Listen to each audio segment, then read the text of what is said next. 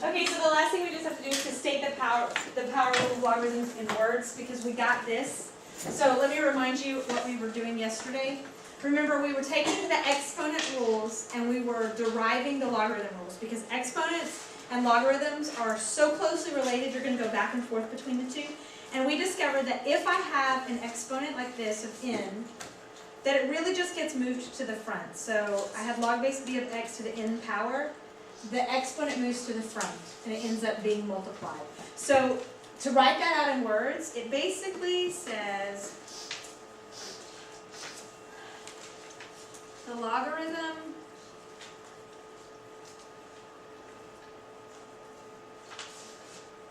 of an argument raised to a power. Wow. That's this part. The x to the n is an argument raised to a power. So we're taking the logarithm of an argument raised to a power.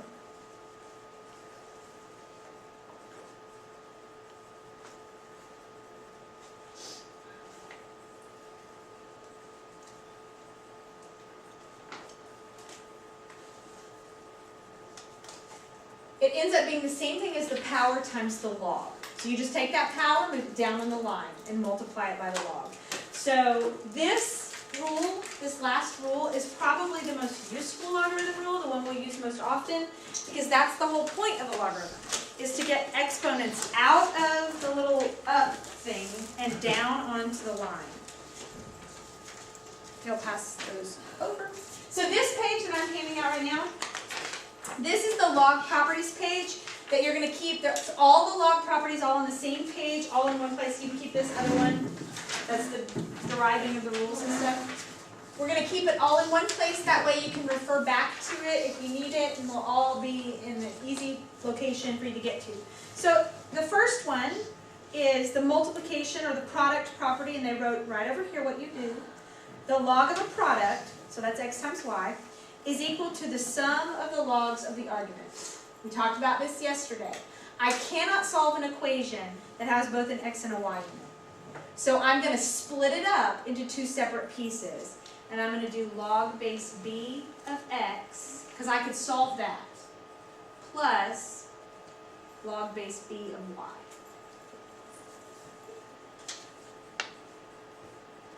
So that's the product law.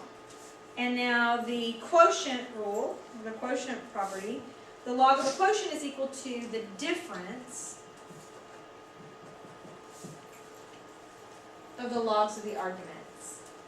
Now if you think about all this, this makes sense. Logarithms are just exponents. And when you divide, what do you do with exponents? Subtract. You subtract. So that's why I can do this.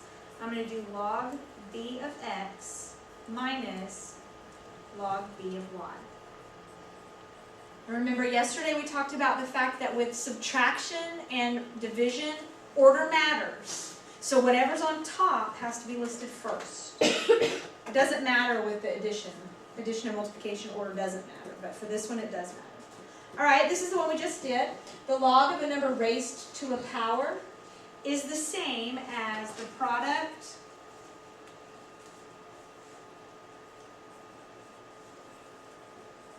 of the power and the log of the argument. So we're just going to multiply. You're going to take this exponent and you're going to move it to the front. So this becomes p times log base b of x. Virginia. Doesn't say. Just say 100. Alright, and the last two we didn't specifically talk about, but they make perfect sense if you look at them. Well, we did talk about them all. In this case, I'm going to take that p and move it to the front. So I have p log base b of b. Now yesterday we talked about what happens if the base and the argument are the same. It equals 1. It equals 1. So that would just be p times 1, so it's just p. So this is that same thing, log base b of b, it equals 1. So if you see this, you can just skip that whole step and just go straight to the p.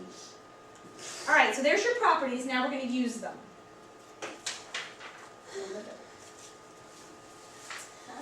Alright, so at the top of this page, it says at the top, try these first without a calculator.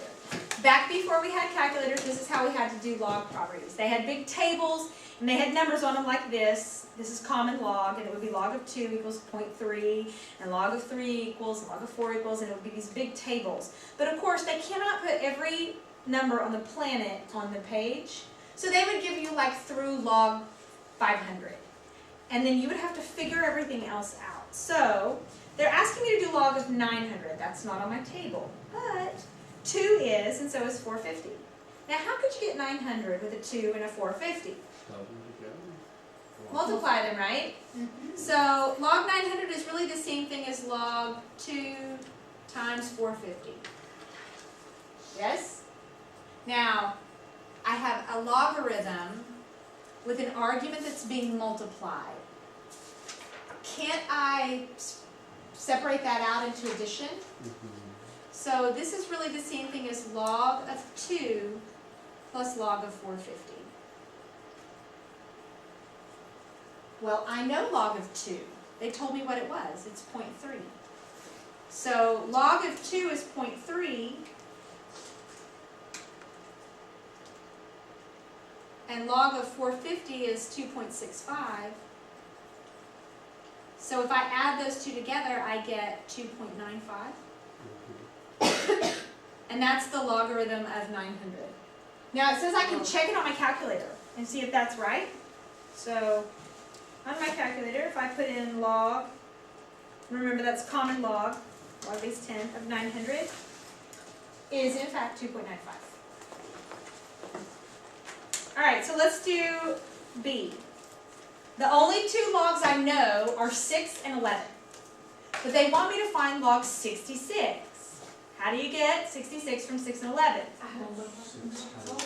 Right, 6 times 11. So if I have a logarithm where I'm multiplying the arguments, what do I actually do with the logs themselves?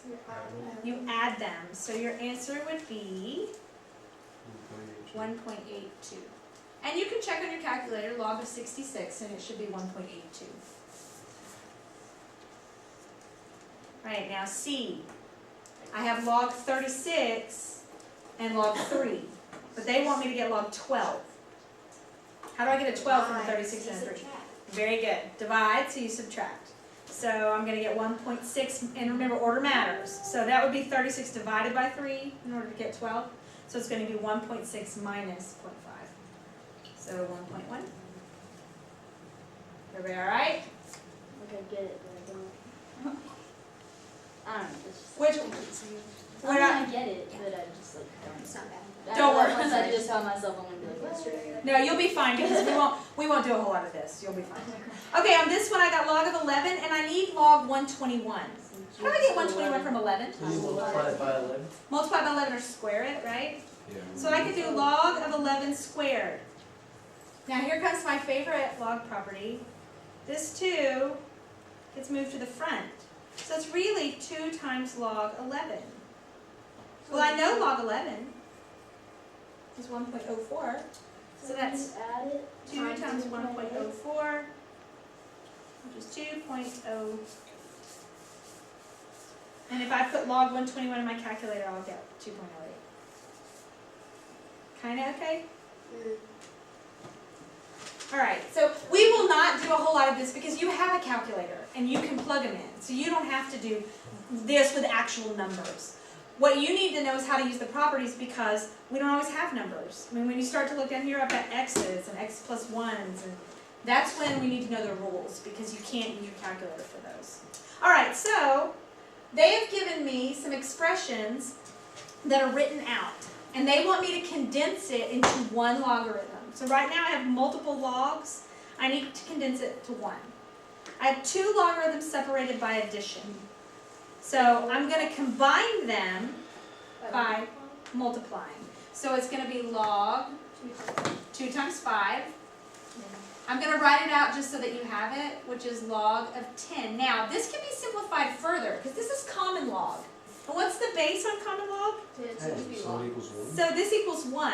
Because actually what you have here is log 10 of 10. And anytime the base and the argument are the same, it equals 1. Now on the next one, you have 2 logs separated by subtraction. So I need to put them together into one log. So I'm going to divide log 500 divided by 5. That simplifies to log of 100. Which would simplify further, but we're not going to for right now. Would it be 2. We'll do that later. We'll do some more simplifying like that later. But all right, I got 2 logs. They have the same base, separated by subtraction. So I need to put them together into one logarithm. It'll be log base 5 because they share that base in common. How am I going to put these arguments together? Divide. Good. X divided by 10. And that doesn't simplify. That's it. Okay, on H, I have a 2 in front of the logarithm. an exponent? It's going to move to an exponent. So this is going to move up here. So you have log base 3 x plus 1 squared. Which, you could FOIL this out. I'm not going to, but you could. So just so you're aware, if this was on a standardized test, they might FOIL this out. I am going to simplify this one. This 3 gets moved to the exponent. So I have log 2m to the 4th raised to the 3rd power. Now this I'm going to simplify just because it's a pretty easy simplification. 2 to the 3rd is 8, and m to the 12th.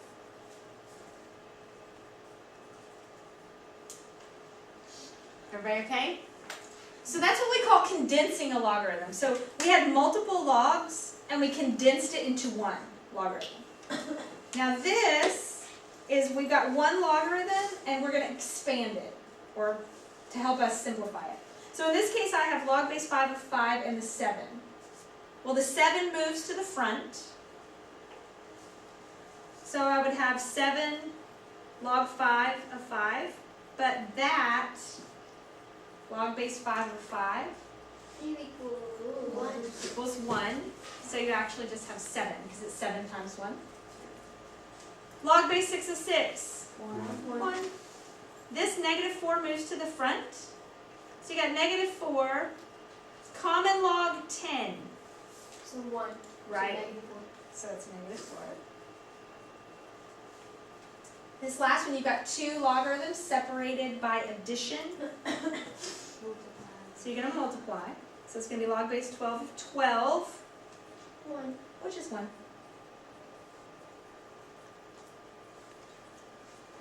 Everybody okay? Yeah. So kind of not too bad moving back and forth between the properties. Moving too terrible. All right.